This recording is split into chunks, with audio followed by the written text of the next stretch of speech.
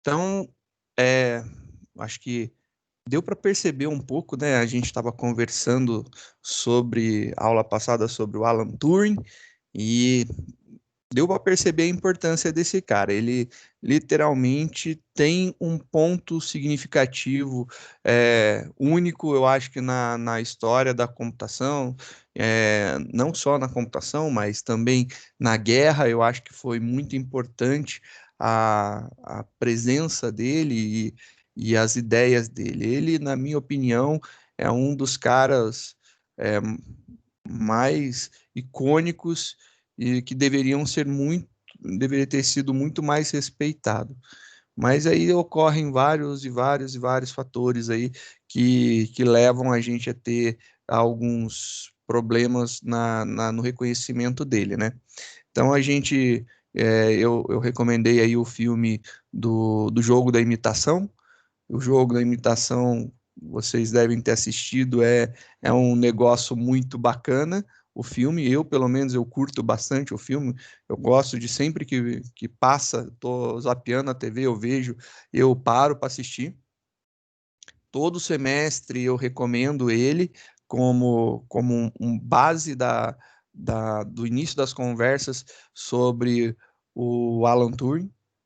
E aí a gente vai falar um pouquinho sobre ele. Então, o Alan Turing é um cara que ele é único, muito inteligente, porém, se vocês assistiram o filme, vocês devem ter percebido que ele, pelo menos pela representação, ele parece não ser muito normal das ideias. E realmente, ele não tem lá um jeitão muito normal. Acredito eu que ele deva de ter algum desvio comportamental ou mental. Eu acredito mais no mental. Na minha cabeça, ele deve ter algum grau de autismo. É exatamente isso, Tuluan, isso mesmo. Eu acredito que deve ser algum grau de autismo.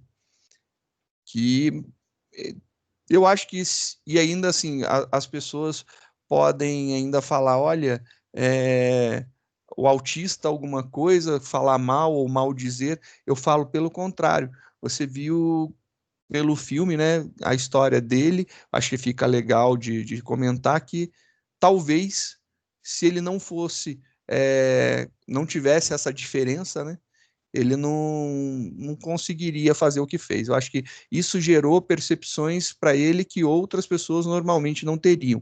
Acho que é muito interessante esse ponto daí de visão que eu acho que a gente pode comentar sobre ele.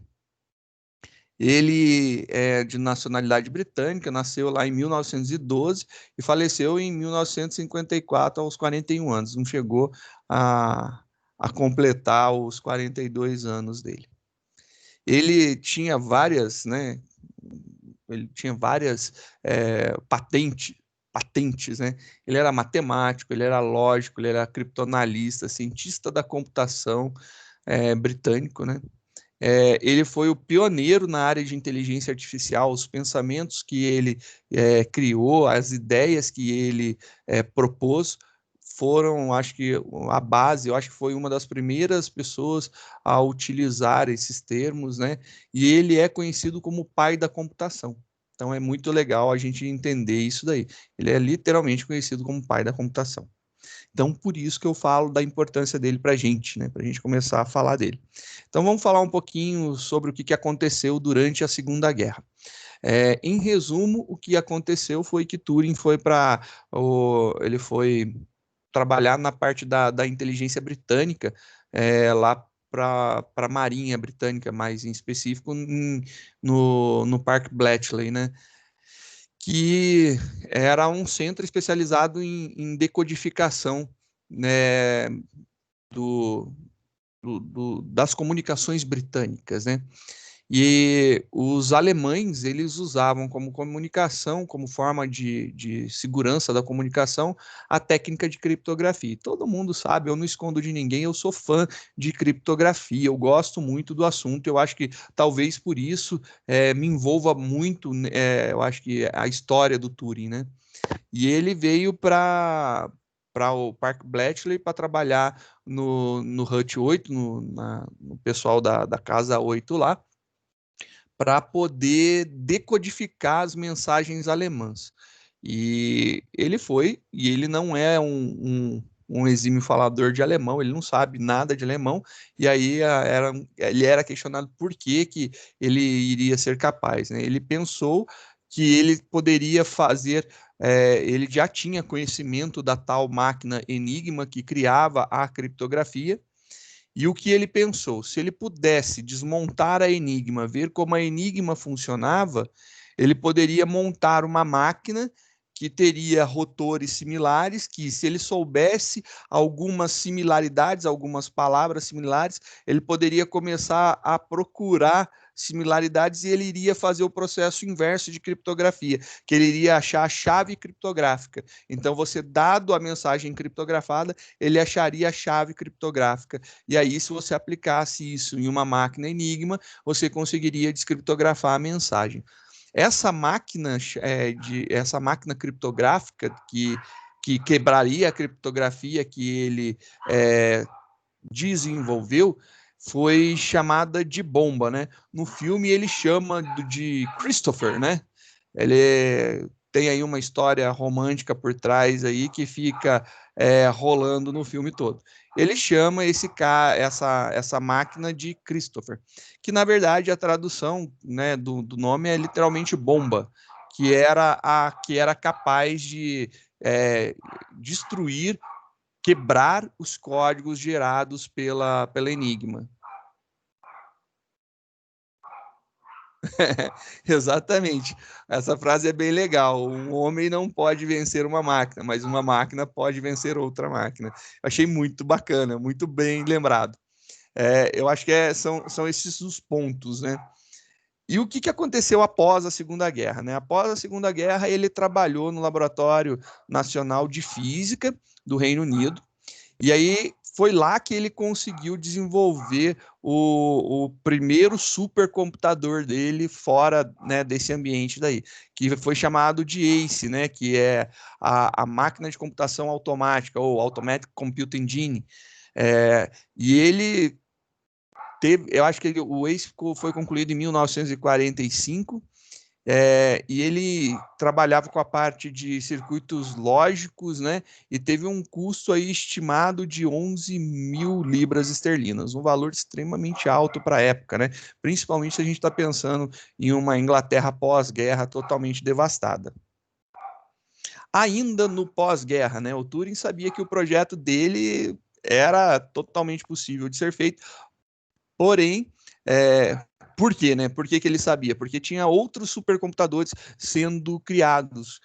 A gente tem o Colossus, que foi idealizado pelo matemático Tom Flowers em 43, e ele criou esse ACE, só que, na verdade, assim, ele não, o ACE dele, o original, não foi, ele não foi levado à frente o projeto por ser extremamente caro. E aí o que aconteceu? Fez uma redução, uma simplificação do ACE. Aí cortaram partes do projeto. E aí eles fizeram essa nova parte aí, eles construíram esse ACE versão simplificada. A versão que ele queria construir pelo valor que era necessário, infelizmente não foi construída por causa do custo dela. Então, e a título de curiosidade, né, o Colossus ele foi construído para quebrar uma outra máquina alemã, a Lorenz. Então, eu acho que a computação cresceu muito na época da guerra, e isso aí a gente sabe que durante essas épocas ocorre uma evolução muito grande. Não estou falando que isso é legal, deixo claro aqui, eu respeito a evolução, mas é interessante no fato histórico, né? Que nesse período ocorre uma evolução muito grande. E foi nesse período de guerra que a gente teve aí a criação desses supercomputadores. Ainda falando do pós-guerra, né? Falando da versão simplificada do ACE, essa versão simplificada do ACE, quando ela terminou de ser construída, ela foi já a máquina mais veloz da época dela.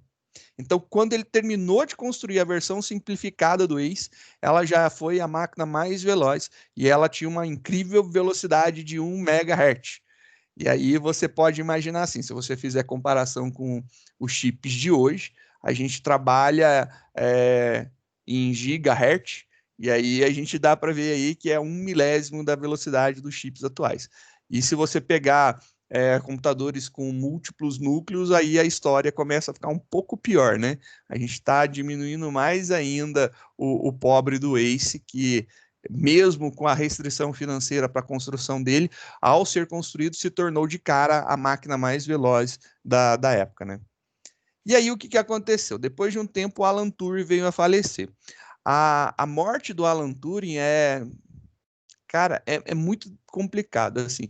Eu pesquisei muita coisa para poder colocar essas informações aqui, para apresentar como material de aula para vocês. Conversei com muitas pessoas bem engajadas na computação e no LGBT também, principalmente, porque se juntar os dois, você cai no Turing com certeza. Então, se você pegar alguém de ciência da computação e que é realmente ligada em história da computação e é estudioso da área e for também ligado ao LGBT, você vai ver que com certeza vai chegar num comum nome que é o do Turing. Você vai ter isso aí como raiz comum se você misturar os dois. E aí o que aconteceu? Lá na época do Alan Turing, que ele viveu, a Inglaterra, lá, o Reino Unido, né, é, tinha a homossexualidade como sendo um crime. Eles chamavam de crime de indecência. E era um crime grave para a época. E eu acho que perdurou o crime de decência por muito tempo, se eu não estou enganado. Então, a pessoa que era homossexual caía nesse conjunto aí de, de pontos que levavam você a ser indecente. Qualquer coisa que você fizesse que te levasse, que te provasse, que provasse que você era indecente, você caía nessa lei daí. E é um negócio bem restrito e bem sério. E aí o que aconteceu? Ele foi condenado por indecência. Então descobriu-se que ele era homossexual e foi condenado por causa disso. Essa condenação dele foi um fato muito complicado, porque quando ele foi condenado, ele tinha duas opções: ou ele era preso, ou é, ele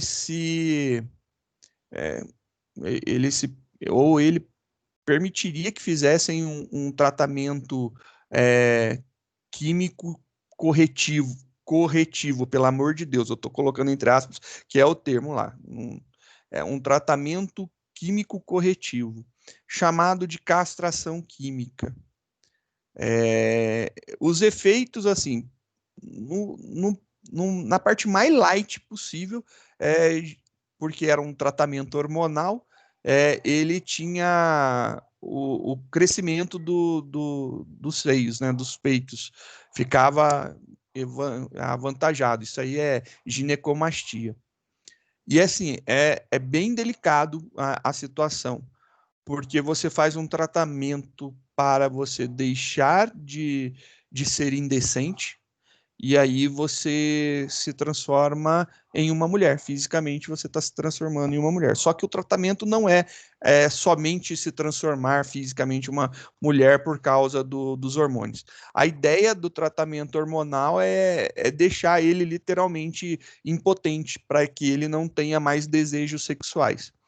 Só que na época, pelo que eu pesquisei, eu nem coloquei aqui, que eu acho que foi pesquisas à parte e muitas conversas com pessoas da área, a castração química era exatamente como se você misturasse um tratamento hormonal com um tratamento de quimioterapia. Então, assim, era um tratamento muito agressivo ao corpo, é bem agressivo mesmo. Então, é delicado o que ele passou. Então, ele optou por fazer o tratamento de castração química para poder manter ou tentar manter o seu tratamento, né? Então, foi bem pesado para ele. E isso daí lhe causou vários problemas, né? Por causa da sua aparência, que lhe causou maior reclusão, que fez com que aumentasse a depressão e com base em tudo que ele já tinha vivenciado, esse estresse todo, né, pós-guerra, que ficou oculto, né, de todo mundo, ninguém sabia disso, né, esse estresse que ele vivenciou de tomar essas decisões e ainda ter o problema da indecência dele ter que ser levado a público. Ele foi, como professor, ele não podia ser homossexual, ele perdeu a cadeira dele em Cambridge. Então, são vários pontos que levaram ele, né, com a mudança física, ele não podia sair, tudo levou ao processo depressivo. E aí, com o tratamento, né, teve aí algumas coisas que levam a crer que foi suicídio, mas existe dúvida, não tem como ser provado isso daí, porque como ele, na época, era uma pessoa, um ser que estava sendo acusado de indecência, ele foi, digamos que o caso dele não foi cuidado com, né, lidado com as melhores técnicas, né?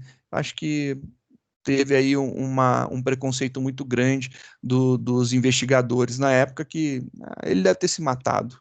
Muito provavelmente isso daí, porque muitas características e muitos relatos, se vocês pesquisarem um pouco mais sobre o Alan Turing, vocês vão ver que existe uma discussão muito grande sobre como ele realmente morreu, porque não dá mais para descobrir, porque não tem a cena, não tem dados suficientes para a gente poder remontar todo o perfil, o local e descobrir o que rolou realmente. Não dá para ser um CSI, né?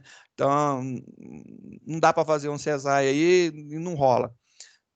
Mas há uma dúvida muito grande. É dito que ele se suicidou, mas algumas pessoas dizem que pelo tratamento que ele estava fazendo e por estar em depressão, estar muito debilitado, ele pode ter cometido algum erro durante a manipulação de cianeto. E aí parece que tinha cianeto numa maçã que estava ao lado da cabeceira da cama dele.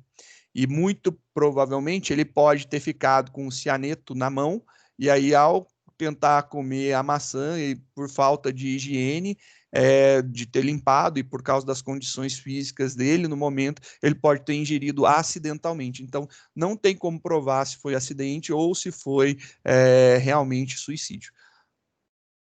É uma discussão grande. Então, isso daí leva para ad eterno aí, infinito, não tem uma solução.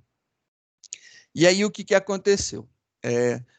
Normalmente tem um período onde os documentos de guerra ficam protegidos por sigilo, né?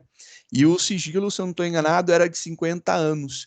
E muitas pessoas que são da área de TI e ativistas do LGBT e mais muita gente do meio político fez uma certa força quando descobriu-se a abertura desses documentos, a liberação ao público dos documentos de guerra, para que pudesse ser reavaliado o caso do Turing, né? E aí, tanto é que após 55 anos da morte dele, então terminou a guerra, mais alguns anos, né? E aí foi o tempo que conseguiu. O primeiro-ministro do Reino Unido, o Gordon Brown, ele fez um pedido formal de desculpas, dizendo que o governo britânico realmente havia tratado Alan Turing de forma preconceituosa e desumana, né? E isso tinha levado o Turing ao suicídio. Que ainda há uma dúvida se é suicídio ou não, mas eles tratam como sendo suicídio. E aí passou, isso aí foi em 2009, e aí em 2013 ocorreu o perdão real. E aí realmente a Rainha Elizabeth II concedeu, né, através de um pedido do ministro da Justiça do Reino Unido, concedeu o perdão real para o Alan Turing, devido a tudo isso que ocorreu. E esse perdão real veio, né, por causa que o ministro acatou um pedido aí com mais de 37 mil assinaturas. É pesado, né? E aí, quais foram as descobertas de Turing, né? O Turing, por que o Turing é tão importante assim? Por que a gente está falando dele, né? Ele Ele viveu pouco, se você for ver. Pô, ele viveu 41 anos e ainda viveu sobre condições. Os últimos anos ele viveu sobre condições bem precárias, de condições físicas, de saúde e principalmente mental, né? Por causa de tudo que estava ocorrendo com ele. Mas mesmo assim, ele conseguiu, né, realizar em décadas mais do que a grande maioria das pessoas conseguiria realizar em várias vidas e não apenas em uma vida, né? E ele tinha, eu acho que talvez, né, por ser do jeito que era, eu acredito que ele não era tão, ele não estava 100% normal, ele deveria ter algum problema cognitivo. Talvez isso daí levava ele a ter capacidade de imaginar coisas fora de contexto, né? Os inimagináveis, né? E isso daí fez com que ele criasse várias soluções muito interessantes, né? E aí, olha só que legal. Ele fez o quê? A primeira coisa que ele criou, né, em 1936, quando ele só estava com 24 anos ainda, ele criou a máquina de Turing. Ele tinha feito uma proposição teórica, né, de uma máquina que tinha uma fita que simularia um disco, um leitor. E essa fita tinha caracteres, ela rolava para um lado, rolava para o outro, fazendo a leitura desses códigos, desses algoritmos. Então ele propôs isso daí. É, e ela era capaz de resolver várias coisas, né? Várias funções, né, que ela poderia fazer. E aí, depois, ele teve a solução da Enigma, em 1940, ele literalmente ele quebrou o código de criptografia da Enigma. Como que foi feito esse processo? Eles, os aliados, eles conseguiram capturar, resgatar uma máquina Enigma.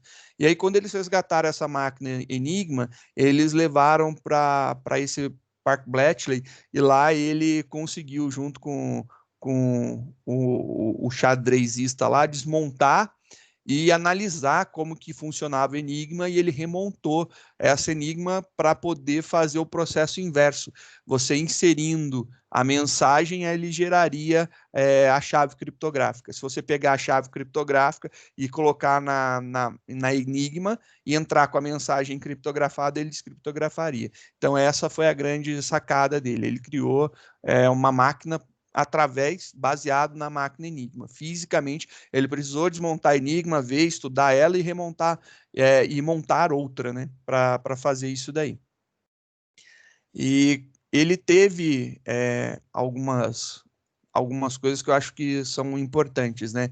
O primeiro-ministro britânico, Winston Churchill, afirmaria que Turing realizou a principal contribuição individual para a vitória dos aliados, devido ao uso, né, da sua capacidade de imaginar o inimaginável e criando a solução que era a bomba para poder decifrar a Enigma. E isso daí eu acho que é um dos pontos que, na minha opinião, já deixa claro a importância dele. Esse perdão real foi tão importante para o reconhecimento do Turing, mesmo sendo póstumo, mesmo depois de muitos anos, mas fez com que a gente tivesse agora uma pessoa que a gente conseguisse entender a sua grandeza e o que ele fez, e quão importante ele foi na história da humanidade, né? Porque a guerra foi muito grande, tanto é que é chamada de guerra mundial, e moveu e manipulou e gerou muitas dores a muitas famílias. E o que ele utilizou foi a estatística, né, como ferramenta para quebrar a Enigma sem que os alemães soubessem que ele sabia as mensagens. Então, é um processo gigante de, além de descriptografar as mensagens, ele calculava justamente o que ele poderia fazer que causaria uma pequena diferença. E aí você vê que ele estava presente fazendo esses cálculos em tudo, incluindo no famoso lá caso da Normandia, né? Então, assim, toda a história da guerra teve a manipulação ali, né, nas partes mais importantes, nos maiores casos, teve o Alan Turing, o dedinho dele lá fazendo os cálculos e as matemáticas dele, dizendo o que ele deveria fazer e quando e como, e essa análise ele fez pura e unicamente para ver a forma de ganhar a guerra sem que os alemães descobrissem que ele sabia descriptografar as mensagens, né?